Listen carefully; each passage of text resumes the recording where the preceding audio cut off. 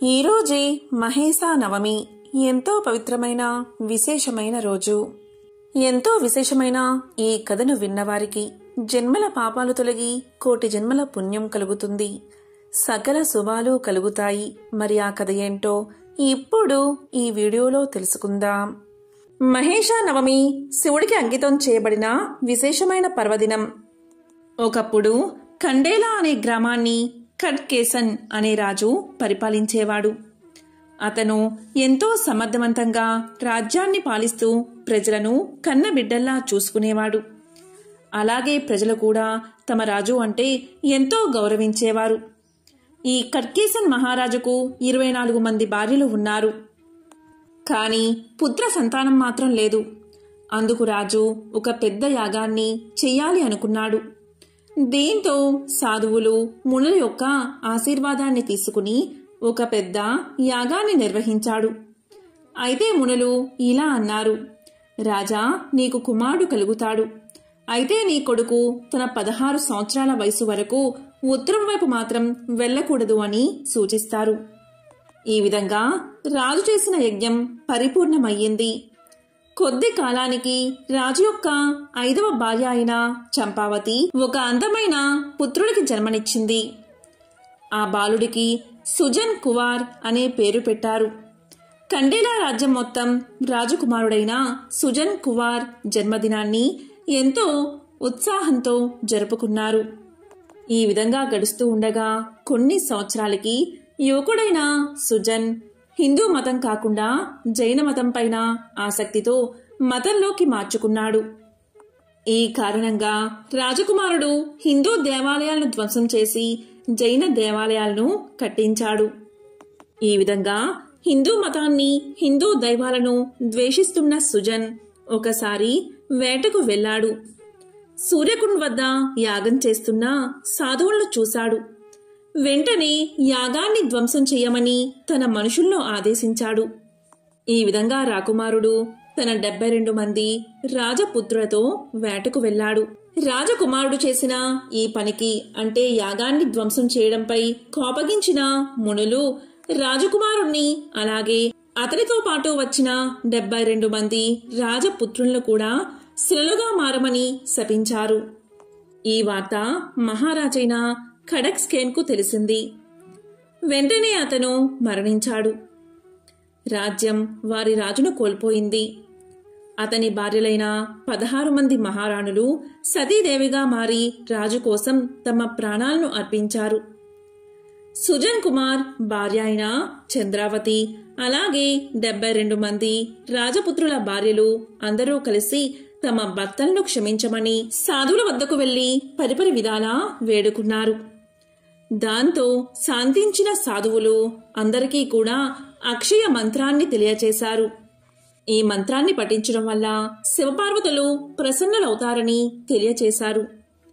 ఆ మంత్ర ప్రభావాన్ని తెలుసుకున్న 72 మంది రాజపుత్రుల భార్యలు అలాగే సుజన్ భార్య ఒక గుహలోకి ప్రవేశించి అదే పనిగా మంత్రాన్ని ఉచ్చరించడంలో లీనమయ్యారు.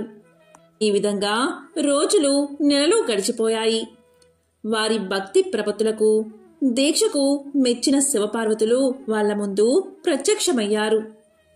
సుజన్కు 72 మంది రాజపుత్రులకు తిరిగి జీవితాన్ని ప్రసాదించారు. ఒక్కసారిగా అందరూ దీర్ఘ నిద్ర నుండి లేచినట్లు లేచి జీవం పోసుకున్నారు. తాము చేసిన తప్పును క్షమించమని శివపార్వతులను వేడుకున్నారు. అప్పుడు శివుడు ఇలా పలికాడు, ఓ రాజపుత్రులారా, మీరు మీ ఖడ్గాలను అంటే ఆయుధాలను వదిలి వ్యాపారవేత్తలుగా మారండి. మహేశ్వరి అనే పేరుతో ఒక సంఘాన్ని ఏర్పాటు చెయ్యండి అని చెప్పి ఆశీర్వదించాడు. అయితే వారు క్షత్రియ కులానికి చెందినవారు కాబట్టి వారి భార్యలను అంగీకరించడానికి వెనుకాడారు. ఈ సమయంలో పార్వతీమాత ఇలా పలికింది, మీరందరూ నా చుట్టూ భార్యాభర్తలైన 4 పరిక్రమాలు తీసుకోండి అని చెప్పగానే వారు అలాగే చేశారు. ఈ విధంగా క్షత్రియ కులం నుండి వైశ్య కులంలోకి మారిన వీరందరూ మహేశ్వరి సంఘంగా రూపుదాల్చారు. ఈ రోజున నూతన వధూవరులు శివుడు మరియు పార్వతీదేవిని పూజిస్తారు. ఈ మహేస నవమి రోజున భక్తులు తెల్లవారుజామునే నిద్రలేచి తల స్నానం చేసి శుభ్రమైన దుస్తులు ధరించాలి. శివుడికి పార్వతీదేవికి అభిషేకం చెయ్యాలి. మీకు వీలు కాకపోతే ఇంట్లో అయినా ఈ విధంగా అభిషేకం చేయవచ్చు. ఏదైనా శుభకార్యాన్ని ప్రారంభించే ముందు వినాయకుడిని పూజించినట్లుగా పుష్పాలను సమర్పించి హారతి ఇచ్చి పూజించాలి. ఓం నమ శివాయ. ఎంతో విశిష్టమైన వ్రతం షోడశ సోమవార వ్రతం, అంటే 16 సోమవారాల వ్రతం. సాక్షాత్తు పరమశివుడే పార్వతీదేవికి తెలియచేసిన వ్రతమిది. ఎంతో విశిష్టమైనది. ఎంతో విశిష్టమైన ఈ సోమవారం రోజు షోడశ సోమవార వ్రత కథలను విన్నా, చదివినా, చెప్పినా, వినిపించినా సకల శుభాలు కలుగుతాయి. జన్మల దోషాలు తొలగి శివపార్వతుల అనుగ్రహం మీకు కలుగుతుంది. సంతాన ప్రాప్తి కలుగుతుంది. అనారోగ్య సమస్యలు తొలగి సంపూర్ణ ఆరోగ్యం చేకూరుతుంది. వివాహంలో ఎటువంటి సమస్యలు ఉన్నా అవి తొలగిపోతాయి. మరి ఆ కథలేంటో ఇప్పుడు ఈ వీడియోలో తెలుసుకుందాం. ఒకరోజు కైలాసంలో దివ్య రత్న ఖచ్చిత సింహాసనంపై కూర్చుని ఉన్న పరమేశ్వరుణ్ణి పార్వతీదేవి ఏకాంతంలో ఇలా ప్రశ్నించింది. దివ్యమైన ముఖారవిందంపై మందహాసం, చేతులలో వరము, అభయ ముద్రలు, పులి చర్మం ధరించిన భగవంతుడైన సదాశివుణ్ణి ఆమె అడిగిన ప్రశ్న ఏంటి అంటే, స్వామి, నేను మీ వద్ద అనేక శాస్త్రాలను, ఆగమ విద్యలను నేర్చుకున్నాను. సర్వకాల సర్వావస్థలలోనూ అల్ప ప్రయాసచే మహత్తరమైన ఫలాన్ని ప్రసాదించే వ్రతాన్ని నాకు ఉపదేశించండి అని పలికింది పార్వతీదేవి. అది విని మందహాసంతో సదాశివుడు ఇలా పలికాడు. ప్రియా, నీ ప్రశ్న ఉచితంగానూ లోకోపకారంగానూ ఉంది. లోకహితం కోరిన నీకు ఒక శ్రేష్టమైన వ్రతాన్ని చెప్తాను అంటూ ఇలా చెప్పసాగాడు పరమేశ్వరుడు. నక్షత్రాలలో సూర్యుడు, గ్రహాలలో చంద్రుడు, నదులన్నిటిలో గంగానది, ఇంద్రియాలలో మనస్సు ఏ విధంగా శ్రేష్టమైనవో వ్రతాలన్నిటిలో ఈ సోమవార వ్రతం ఎంతో శ్రేష్టమైనది. ఈ వ్రతానికి షోడశ సోమవార వ్రతము అని పేరు. దీని మహిమను వర్ణించడం అసాధ్యం. భక్తిపూర్వకంగా దీన్ని ఆచరించేవారు ఏది కోరుకుంటారో దానిని వారు శీఘ్రంగా పొందుతారు. దరిద్రులు ధనవంతులు అవుతారు. కన్యలకు యోగ్యులైన వరులు వస్తారు. ముత్తైదువులు అఖండ సౌభాగ్యాన్ని పొందుతారు. రోగులకు సంపూర్ణ ఆరోగ్యం కలుగుతుంది. ఎడబాసిన భార్యాభర్తలు ఒకరినొకరు చేరుకుంటారు. ఈ విధంగా ఇది పరమ మహిమాన్వితమైన వ్రతము అని పరమేశ్వరుడు చెప్పగా పార్వతీదేవి, స్వామి, దయచేసి ఈ వ్రతాన్ని ఆచరించే విధానాన్ని చెప్పండి అని ప్రార్థించింది. దానికి పరమేశ్వరుడు ఇలా పలికాడు. ప్రియా, ఇది భక్తిపూర్వకంగా ఆచరించవలసిన వ్రతం. ఈ వ్రతాన్ని ఆచరించడానికి ఆషాఢ మాసపు పౌర్ణమి నుండి కార్తీక మాసపు పౌర్ణమి వరకు వచ్చే 4 నెలలు చాలా ప్రశస్తమైనవి. లేదా మిగతా నెలలో కూడా ఈ వ్రతాన్ని ఆచరించవచ్చు. సోమవారం రోజు అంటే 16 సోమవారాలు కూడా ఉపవాసం ఉండాలి. ప్రసాదం స్వీకరించడంలో తప్పులేదు. ప్రాతకాలంనే స్నానాది నిత్యకర్మలు ముగించుకోవాలి.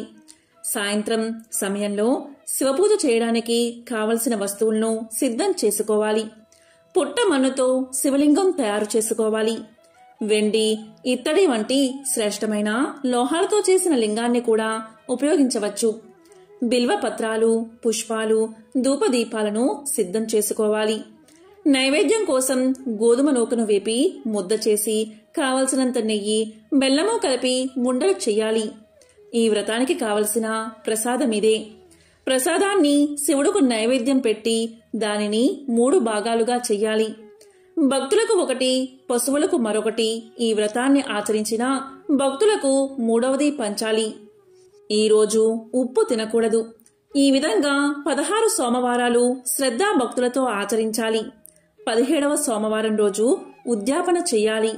16 సోమవారాల యందు పూజించిన మట్టి లింగాన్ని 17వ సోమవారం నాడు నీటిలో వదిలేయాలి. ఈ రోజున బ్రాహ్మణులకు అన్నదానము యథాశక్తి చెయ్యాలి.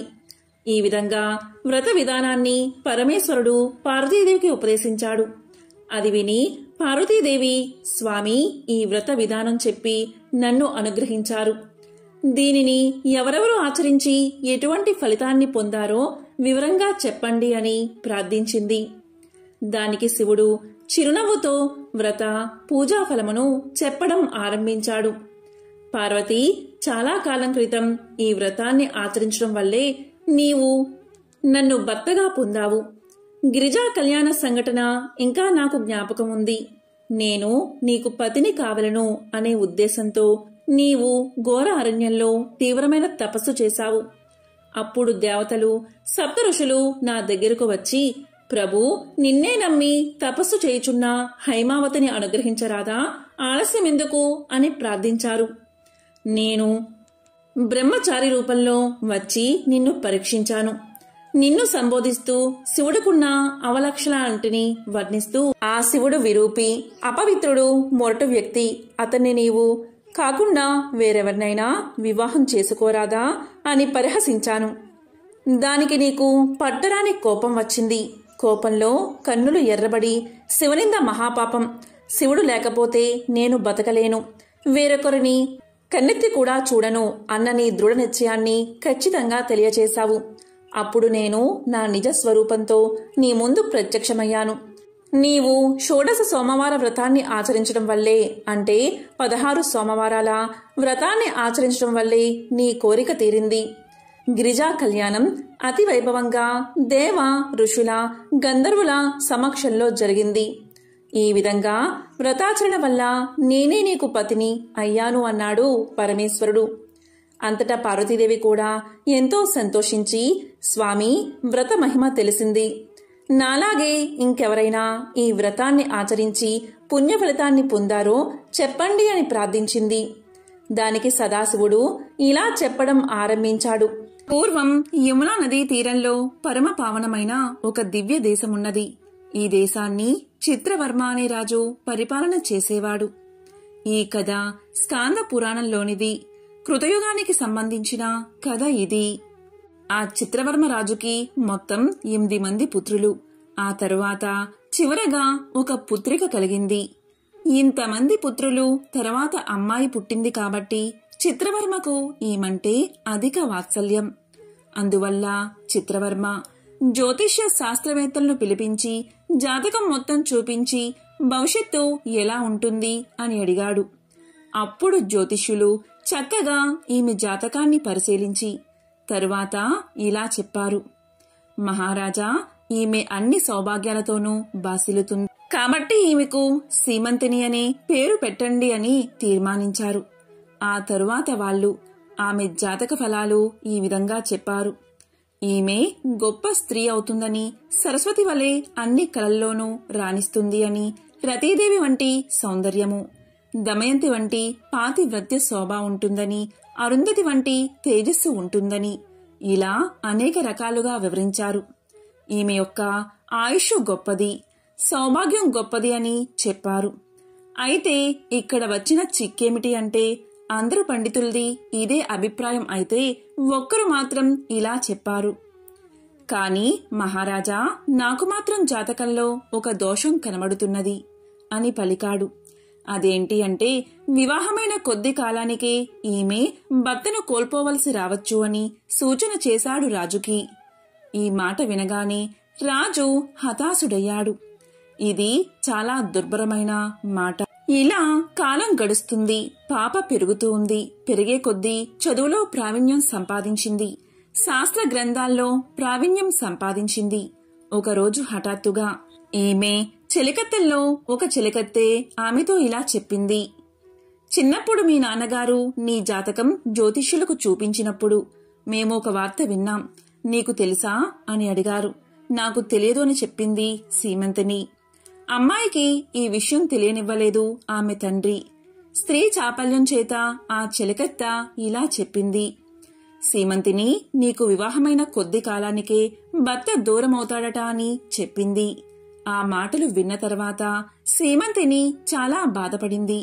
ఎందుకంటే వివాహ వయసు వస్తున్నది ఆమెకి. ఇప్పుడు ఏమి చెయ్యాలా అని పరిపరి విధాలా ఆమె ఆలోచిస్తూ ఉండగా ఆమెకు ఒక ఆలోచన వచ్చింది. గురువులను ఆశ్రయించాలి అని. ఇది చాలా ముఖ్యమైన విషయం కనుక ఏ సమస్య వచ్చినా భయపడకుండా ఎలా పరిష్కరించుకోవాలో తెలుసుకోవాలి. ఎందుకంటే శాస్త్రాలలో సమస్యలతో పాటు పరిష్కార మార్గాలు చాలా ఉంటాయి. వెంటనే సీమంతిని వాళ్ళ యొక్క గురువైనటువంటి యాజ్ఞవల్క మహాముని భార్య అయిన మైత్రేయిని ఆశ్రయించింది. ఋషిపత్ని మైత్రేయి సామాన్యురాలు కాదు. ఉపనిషత్తుల్లో ఈమె గురించి చెప్పబడి ఉన్నది. ఈమె గొప్ప బ్రహ్మజ్ఞాన సంపన్నురాలు. అప్పుడు మైత్రేయి సీమంతిని చూసి ఇలా పలికింది, తల్లి, ఏమిటి నీ కోరిక అనగాని సీమంతిని మైత్రేయి పాదాలకు నమస్కారం చేసి ఇలా పలికింది, తల్లి, ఏ సత్కర్మ వల్ల చక్కని సౌభాగ్యం వర్ధిల్లుతుందో, దీర్ఘ సుమంగళితత్వం లభిస్తుందో ఆ విధమైన సత్కర్మ గురించి తెలియచెయ్యమ్మా అని కోరింది. ఎందుకు అంటే బహుశాస్త్రాలు తెలిసిన దానవు, అలాగే గురువు ద్వారా వచ్చిన ఉపాయాన్ని ఆచరించిన వారు ధన్యులు అవుతారు. కనుక నిన్ను శరణు వేడుతున్నాను. నన్ను కరుణించి దీర్ఘసుమంగళి అగునట్లు అనుగ్రహించు తల్లి అని కోరింది. అప్పుడు మైత్రేయి కొంచెం సేపు ఆలోచించి శాస్త్రాలన్నీ మన్నం చేసుకుని ఒక సరైన ఉపాయాన్ని సూచించింది. ఓ రాజకన్యా, విను. శ్రీ గౌరిని, శంకరుణ్ణి నీలకంఠయుక్తంగా ఆరాధించు. ఎలా అంటే నీలకంఠుడు అని పరమేశ్వరుడితో ఉన్న గౌరీదేవిని ఆరాధించు. ఇలా ఆరాధించడం వల్ల ఆపదలు, భయాలు తొలగిపోతాయి. శుభ్రమైన వస్త్రాలు ధరించి ప్రాతకాల పూజ చేసి అటుపై పగలంతా నియమబద్ధంగా శివస్మరణం చేసుకుంటూ ఇంద్రియాలను నిగ్రహించుకోవాలి. అలాగే వాక్కుని నిగ్రహించుకోవాలి. కోపం పనికిరాదు. అనవసరపు మాటలు అస్సలు మాట్లాడకూడదు. నిందా వాక్యాలు చేయకూడదు. ఇవన్నీ కూడా నియమాలు. శివ సంబంధమైన శాస్త్రంలో ఏమి చెప్పారో తెలుసుకుని కపటం లేని హృదయంతో ఆరాధన చెయ్యాలి. ఆరాధన చేసేటప్పుడు శివ అష్టోత్తర శతనామావళి, అలాగే గౌరీ అష్టోత్తర శతనామావళి కూడా చెయ్యాలి. శివ పార్వతులను ఇద్దరినీ కలిపి ఆరాధించాలి. పూజ తర్వాత పవిత్ర జీవనం గడిపేవారికి భోజనం పెట్టి ముత్తైదువులకు పసుపు కుంకుమ అందించి వస్త్రాలు ఇచ్చి ఆరాధించాలి. ఇలా చేసే సమయంలో ఏవైనా ఆపదలు రావచ్చు, ఏవైనా సమస్యలు రావచ్చు. అయినప్పటికీ చలించకూడదు. ప్రారబ్ధ కర్మ తప్పించుకోవాలని చేసే వ్రతాలలో పరీక్షలు అధికంగా ఉంటాయి. అయినా వాటిని తట్టుకుని ఆచరిస్తేనే శుభ ఫలితాలు కలుగుతాయి. ఇలా చేయడం వల్ల శివపార్వతుల అనుగ్రహం వల్ల ఆపదలు అనే సముద్రాన్ని సులభంగా దాటిపోతావు. నీకు ఇష్టం లేనిది నీ జీవితంలో జరగనే జరగదు. ఇది శివపూజా మహత్యం. ఇలా శివపూజా మహత్యం వల్ల ఎలాంటి సంఘటన నుంచైనా బయటపడతారు అని చెప్పిన తనకు ఉపదేశం చేసినటువంటి గురుస్వరూపిణి అయిన మైత్రేయికి నమస్కరించి వ్రతం ఆరంభించడం మొదలుపెట్టింది. అప్పటికి వివాహం కూడా నిశ్చయం కాలేదు. కన్యగా ఉన్నప్పుడే గురువుల ద్వారా గ్రహించి వ్రతాచరణ చేయడం మొదలుపెట్టింది. నిత్యము సోమవార వ్రతాన్ని ఆచరిస్తున్నది. ఇంతలో తండ్రి చక్కని ఒక సంబంధాన్ని తీసుకువచ్చాడు. అది ఎటువంటి సంబంధము అంటే నలచక్రవర్తి వంశానికి చెందిన యువకుడు. ఇంతకన్నా భాగ్యం ఏమున్నది? అందుకే ఇది కృతయుగం నాటి కథ అని మనం చెప్పవచ్చు. నలచక్రవర్తి అప్పటి రాజు. నలచక్రవర్తి యొక్క భార్య పేరు దమయంతి. ఆ పుణ్య దంపతుల పుత్రుడు ఇంద్రసేన మహారాజు. ఆ ఇంద్రసేనుడి తనయుడే చంద్రాగదుడు, అంటే ఇప్పుడు వరుడిగా వచ్చినవాడు, అనగా నలచక్రవర్తి యొక్క మనవడు. పైగా అద్భుతమైన సౌందర్యం కలిగినవాడు. ఈ సంబంధం బాగా నచ్చి వివాహం నిశ్చయమైంది. వివాహం కూడా జరిగింది. వివాహం జరిగిన కొద్ది రోజులకే అల్లుడికి యమునలో విహరించాలని కోరిక కలిగింది. అందుకు తగ్గట్లుగానే మామగారు అన్ని ఏర్పాట్లు చేశారు. అల్లుడు యమునా నదీ తీరంలో తన పరివారంతో సహా విహరిస్తున్న సమయంలో యమునా నది పొంగు ఉధృతమై పడవ కొట్టుకుపోయింది.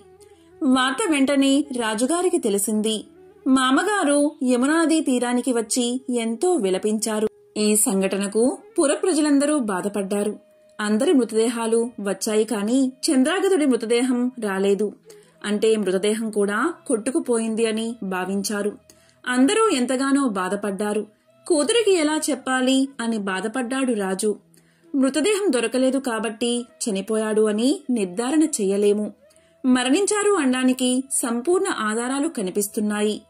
ఈ మాట రాజు చెప్పలేక చెప్పినప్పటికీ గురువాక్యం మీద సంపూర్ణ విశ్వాసంతో శివారాధన కొనసాగిస్తూ భక్తి శ్రద్ధలతో ఉన్నది సీమంతిని.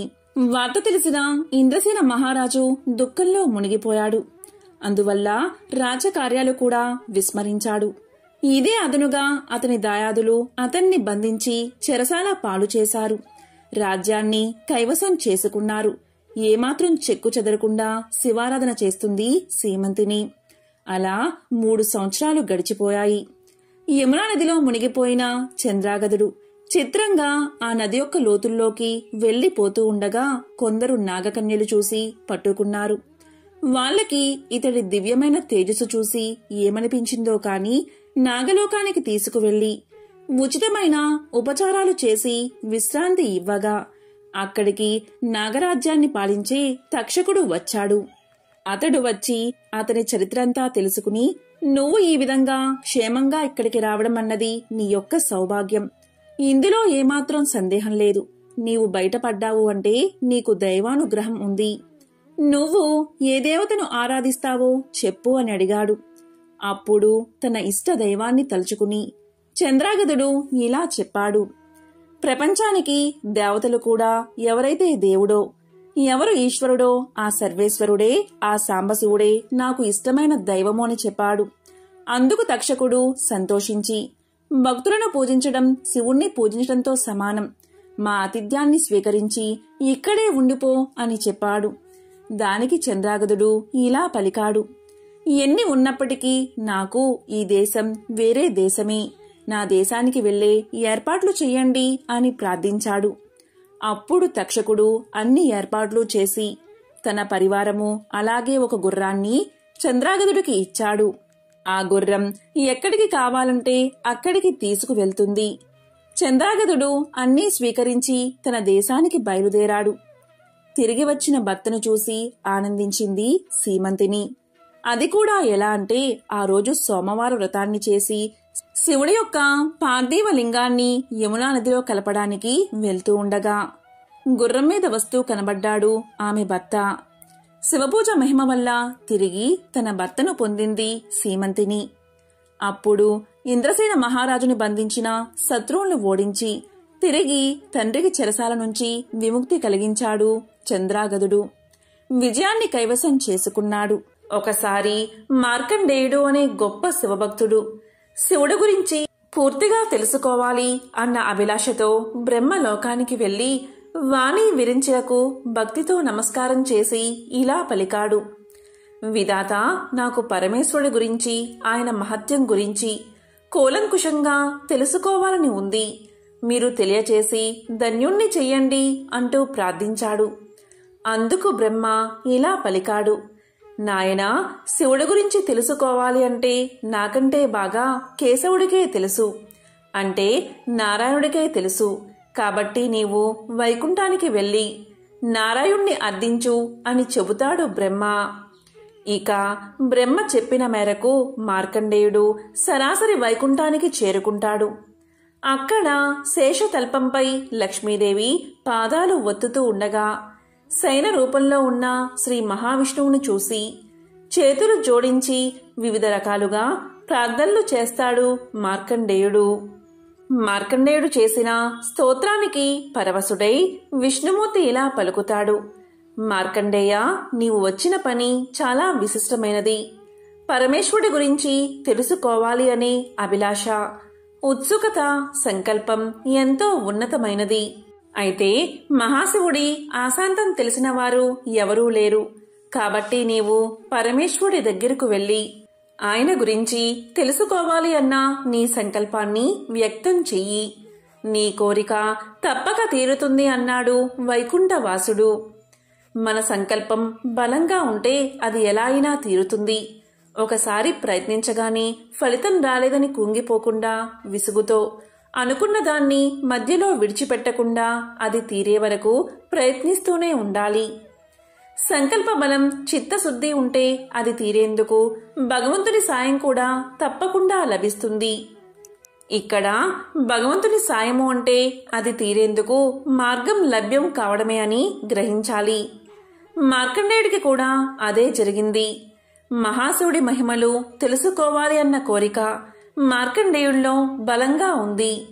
ఆ ప్రయత్నంలో ఇప్పటికే బ్రహ్మ విష్ణువులను అడిగి కొద్దిగా నిరాశకు గురైన తన కోరిక తీర్చగలిగే తెరువును తీరుతుందన్న భరోసా పొందగలిగాడు మార్కండేయుడు.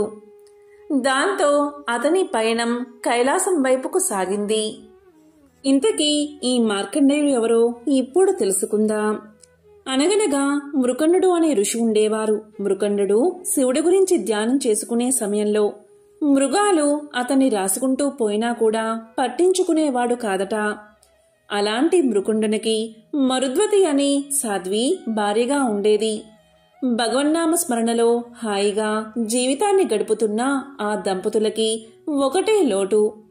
అది ఏంటి అంటే పిల్లలు లేకపోవడం. దీంతో సంతాన భాగ్యం కోసం వారిద్దరూ వారణాసి క్షేత్రానికి చేరుకుని శివుణ్ణి పూజించడం మొదలుపెట్టారు. ఆ దంపతుల దీక్షకు మెచ్చిన శివుడు వారి ముందు ప్రత్యక్షం అయ్యాడు. కాని ఆ పరమేశ్వరుడికి వారిని పరీక్షించాలని అనిపించిందో ఏమో. మీకు తప్పకుండా పుత్ర సంతానాన్ని ప్రసాదిస్తాను. కాని ఎలాంటి పుత్రుడు కావాలో మీరే నిర్ణయించుకోండి. సుదీర్ఘకాలం జీవించే దుర్మార్గుడు కావాలా, లేకపోతే 16 సంవత్సరాలు మాత్రమే జీవించే గుణవంతుడు కావాలా అని అడిగాడు ఆ మహాశివుడు. వ్యక్తిత్వం లేనివాడు ఎన్ని రోజులు ఉంటే ఏం లాభం? మాకు గుణవంతుడైనా అల్పాయుష్కుడే కావాలి అని కోరుకున్నారు మృకుండముని దంపతులు. ఈ విధంగా జరిగిన తర్వాత అచిర కాలంలోని ఆ దంపతులకు వెలుగు రేఖలాంటి ఒక బాలుడు కలిగాడు. మృకండుని కుమారుడు కాబట్టి అతనికి మార్కండేయుడు అన్న పేరు వచ్చింది. శివుడి మాటలకు తగినట్లుగానే మార్కండేయుడు సకల గుణాభిరాముడు. బాల్యం తీరకుండానే సకల శాస్త్రాలను ఔపోసన పట్టాడు మార్కండేయుడు. మరోపక్క వ్యక్తిత్వంలోనూ తనకు సాటి లేదు అనిపించుకున్నాడు. ఇలా ఉండగా ఒకసారి మృకుండుని ఆశ్రమానికి 7 ఋషులు వచ్చారు. మార్కండేయుణ్ణి చూడగానే అతనికి త్వరలోనే ఆయుష్ తీరనుందని వారికి అర్థమైనది. అప్పుడు వారు మార్కండేయుణ్ణి బ్రహ్మదేవుని వద్దకు తీసుకుపోయారు. మార్కండేయుణ్ణి చూసిన బ్రహ్మ అతడిని నిరంతరం శివారాధన చేస్తూ ఉండమని సూచించాడు. అందరూ కలిసి శివనామ స్మరణ చేత అకాల మృత్యువు దరిచేరదని మార్కండేయుడికి తెలియచేశారు. ఇక పెద్దల మాటల మేరకు ఒక శివలింగం ముందర కూర్చుని శివ ధ్యానాన్ని మొదలుపెట్టాడు మార్కండేయుడు. ఒక పక్క అతని మృత్యు గడియలు సమీపిస్తున్నాయి. మరో పక్క నోటి నుంచి శివనామ స్మరణ ఆగడం లేదు సరికదా. ఒక్కో నిమిషం గడిచే కొద్దీ మరింత జోరుగా సాగుతుంది. యముని ఆదేశం మేరకు మార్కండేయుణ్ణి తీసుకురావడానికి బయలుదేరారు యమభటులు. కాని మార్కండేయుణ్ణి తీసుకురావడం కాదు కదా, అతని దరిదాపుల్లోకి కూడా వెళ్ళలేకపోయారు యమభటులు. ఇక ఆ పిల్లవాడిని తానే స్వయంగా తీసుకురావాలి అనుకున్నాడు యముడు. తన వాహనమైన మహిషాన్ని అధిరోహించి యమపాసాన్ని చేత పట్టుకుని మార్కండేయుడి వైపు సాగిపోయాడు. ఆ ధ్యానాన్ని ఆపి యువతలికి రా, నీ మృత్యువు సమీపించింది అని హూంకరించాడు యముడు. కాని యముడి మాటలను విన్న మార్కండేయుడు యువతలకి రాలేదు సరికదా, గట్టిగా ఆ శివలింగాన్ని పట్టుకుని మృత్యుంజయ మంత్రాన్ని పఠించడం మొదలుపెట్టాడు. ఇక యముడికి ఏం చెయ్యాలో దిక్కుతోచలేదు. ఆఖరి అస్త్రంగా తన పాసాన్ని మార్కండేయుడి మీదకు వదిలాడు యముడు. కాని మార్కండేయుడితో పాటుగా ఉన్న శివలింగానికి ఆ పాసం తగలగానే శివుడు కాలరుద్రుడై బయటకు ఉరికాడు. తన మీదకి తన భక్తుని మీదకి పాసాన్ని విడుస్తావా అంటూ యముడిని ఒక్క పెట్టున సంహరించాడు మహాశివుడు. ఆ సందర్భంలోనే శివుడికి కాలాంతకుడు అనే బిరుదు వచ్చింది. అంటే కాలాన్ని మృత్యువుని సైతం అంతం చేసినవాడు అని అర్థం.